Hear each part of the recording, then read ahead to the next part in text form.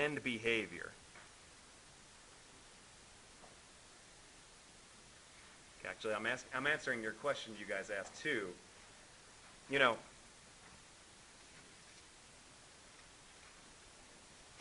I'll say this. Sometimes we have limit as x approaches infinity of f of x equals, I don't know, some number, n. How about I say capital N? A number.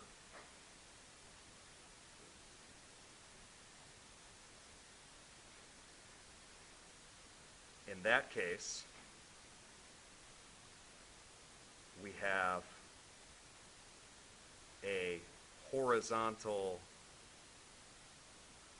asymptote y equals n.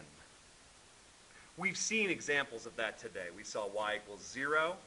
What else do we have on the back? Y equals, I forget, 1. Y equals 2/5, that one I made up. I feel like that's not necessary for me to talk about now. But otherwise, we will say limit as x approaches infinity of f of x does not exist. You're either going to say it equals some number or it does not exist. And that's a little different. You might actually see me say, oh, it equals infinity. But I'll say it doesn't exist also, okay? Because it's not really a number. And then maybe we're a little vague on the language there. Sometimes we can still talk about what's called end behavior. So, for example,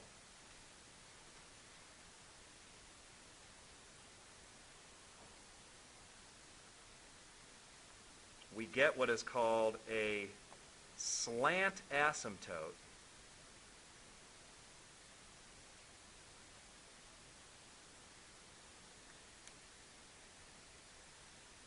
if the degree of the numerator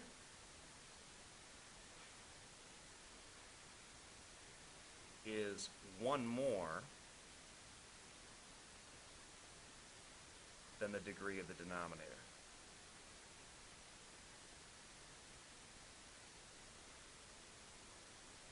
So let me do that example from the group work we were just looking at.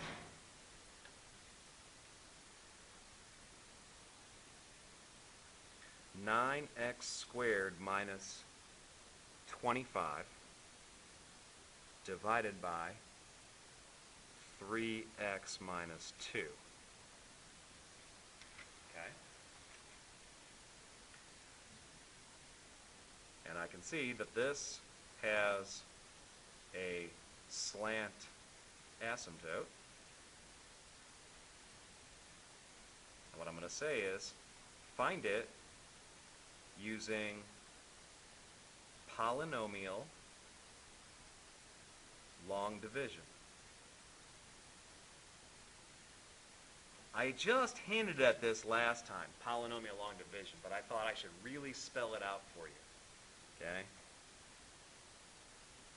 I love in like 4th grade or so you learn long division. That's a killer. Trying to teach a 4th grader to do something that takes 5 steps? You gotta be kidding me, right? No more than 1 step per grade level, I say. No, it's good stuff. So, you know, if you know how to do this, 235 into 12,644, then you also know how to do that. And let me show you. By the way, what goes where? I mean, that's the first thing I should ask. Where's the 3x minus 2 go? Inside or outside? For us, in America, we put it out here. And the reason I say that, I still remember having an Italian instructor in college who tried to do a long division problem for us, and he had a totally different, like, schematic. Same ideas, but it wasn't the box like we do. Okay? So keep that in mind. And then on the inside, the dividend, I'm going to put 9x squared. Now, one thing that's really important when you study division in grade school is the idea of place value. Okay? So it's helpful to do this. 0x minus 25. If you look on the board, they did that too. Another thing I think helps, at least for me, is having multiple colors. So if you have a pencil and a pen, it's not a bad idea. All right? So, you know, when you're trying to teach someone to do how many times does 235 go into 12,000, you say that's too much. Don't worry about that. Just look at the 200 and say how many times does that go into maybe the first 4 digits. Are you with me? So 200 goes into 1,200 how many times? Well, you say 6. And then you say, well, that probably won't work because you also have the 35. So then you guess something like 5. And you hope that works. You guys with me? What here. I say, what times 3x is 9x squared? Don't look at the rest of it. Now, what times 3x would give me 9x squared? 3x. So I put the 3x up here. Now, after I do that, back in grade school, what's the next step? Multiply, right? So I do 5 times 235, and I get, help me out here, is it 1175? All right. Same thing here, I multiply. What's 3x times 3x minus 2? Well, it is 9x squared minus 6x. What's the next step in grade school? I remember my son came home with a whole song. Divide, multiply, subtract, compare, bring down. I mean, they had a whole thing going. I never heard that when I was growing up. Anyways, we subtract, right? But in algebra, I don't like subtracting. I tend to add the opposite. So what I tell my algebra students is this. Hey, when you draw your line, then you change all the signs. And that way you can add. Right? It's the same as subtracting.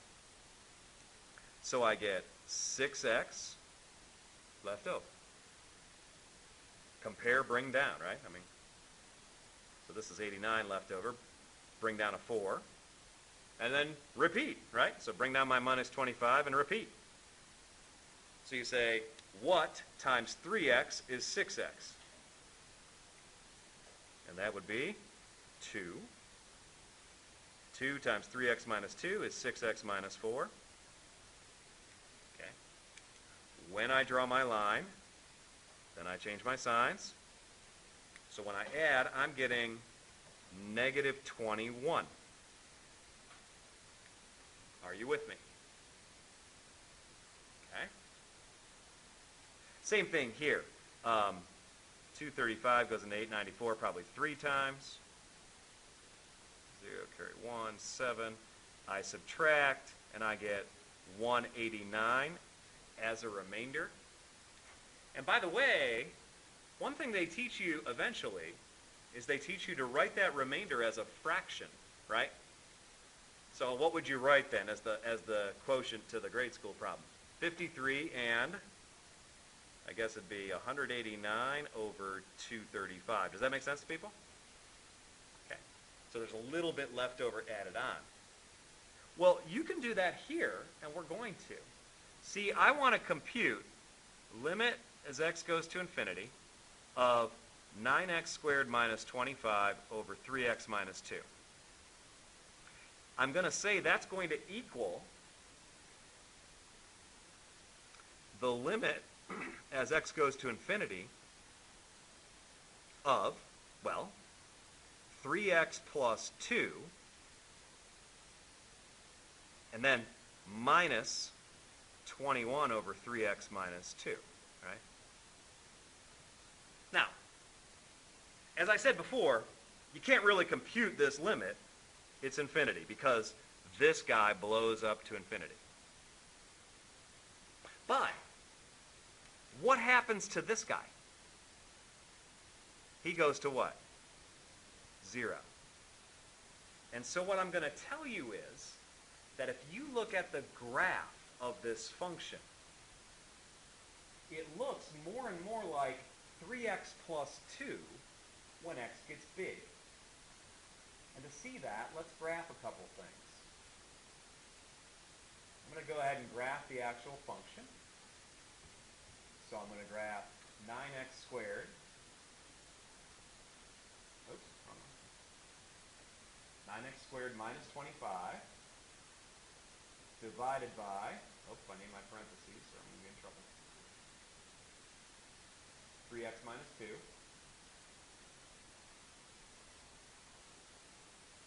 Close parentheses. And then I'm also going to graph what I think the slant asymptote is, 3x plus 2. Whoa.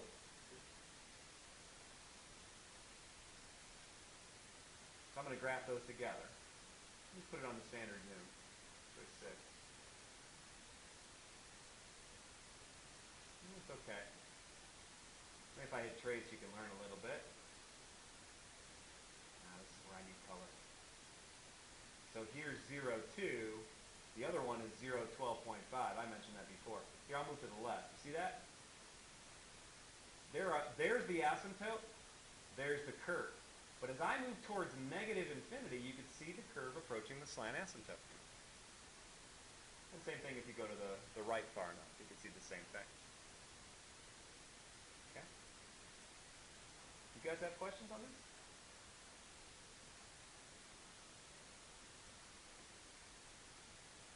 Yeah, so I just want to spell out again. The slant asymptote, according to my calculation here, would be y equals 3x plus 2. And we saw what that looks like on the graphing calculator.